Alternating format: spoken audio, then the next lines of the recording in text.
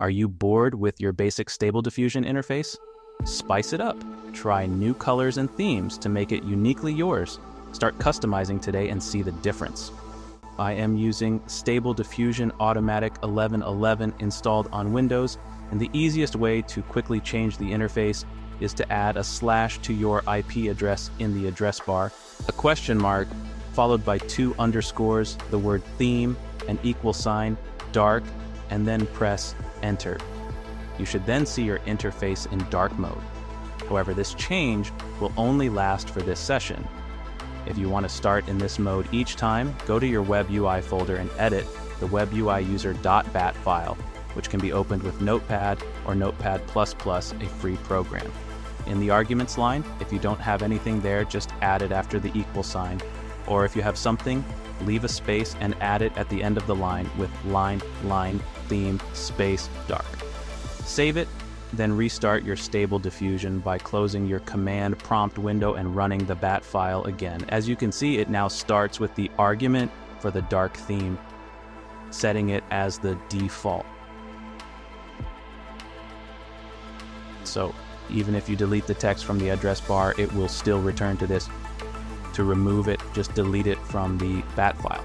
Go to the Settings tab and scroll down to find User Interface. There, you'll see Gradio theme, set to default, but a list of other themes is available for you to choose from. For example, let's test the glass theme. Click Apply Settings, then Reload UI. The interface will reload in a few seconds with the new theme. Return to Settings and the user interface. It's not easy to choose from this list without seeing the themes first, but you can preview these and other themes by using Ctrl+click on the word Gallery. This action opens a new window with a gallery of themes. Here you can opt to show only the dark mode themes and check all the themes available, ensuring they work without errors.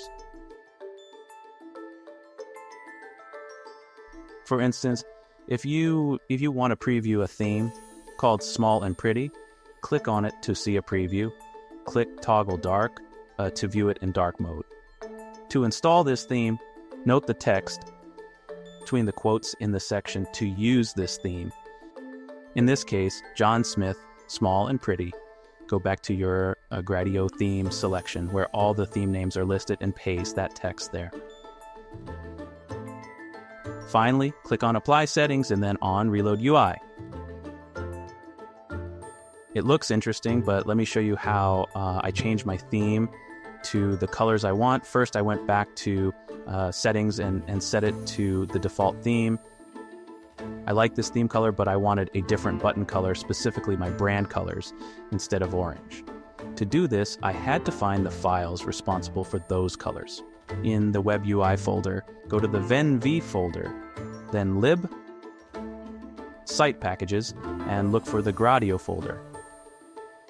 Next, navigate to themes, and finally to utils. Here you'll find a file called colors.py. Always make a copy before editing something, so you can return to the original if you mess up. Then open this with Notepad. As you can see, some colors like gray and slate are declared here with various names. Now I created a new color named Pixaroma using the same style and format I observed here. Where it says Pixaroma, you can use any color name that doesn't exist in the document, like pink or whatever. Here, shading on different colors is present. I asked ChatGPT to give me all those color variations based on my desired color.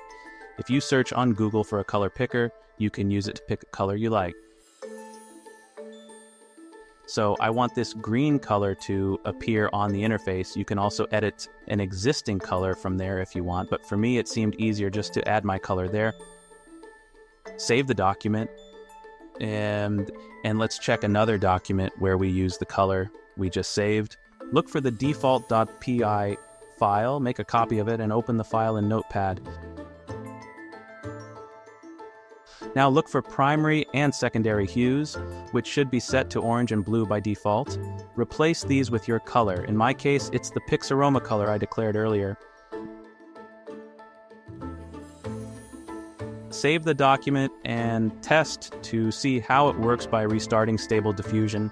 I now have the green button in the color I wanted, as well as the check marks in the same color. However, if you look at the sliders, they are blue, and I want them green. So it was time to dig more into the files until I found the slider. Eventually, I found a file named base.py. Make a copy of it and open it. If you scroll down, you can see some comments explaining what each setting does. I searched for slider and found two options. Since I will use the dark theme, I replaced the none from the dark slider with my color code,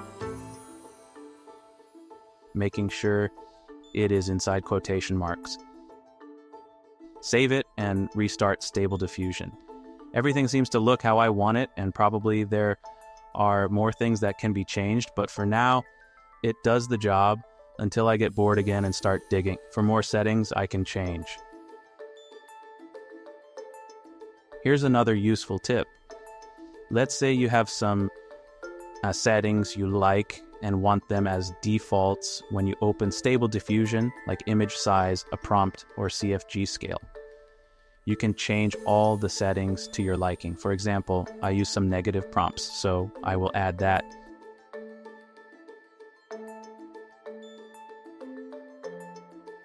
Go to Settings, search for Defaults,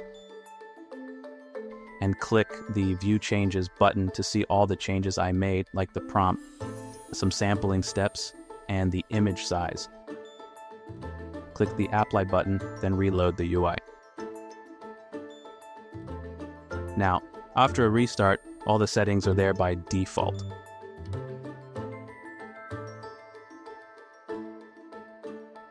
All those settings are saved in the UI config JSON file. Make a copy of that before you save anything, just in case something doesn't work. You can restore that file and it's like brand new. If you look inside your file, you can find all kinds of settings, including the ones I saved, like the negative prompt and many more. If you like this video, take a few seconds to give a like and subscribe. Thank you and have a great day.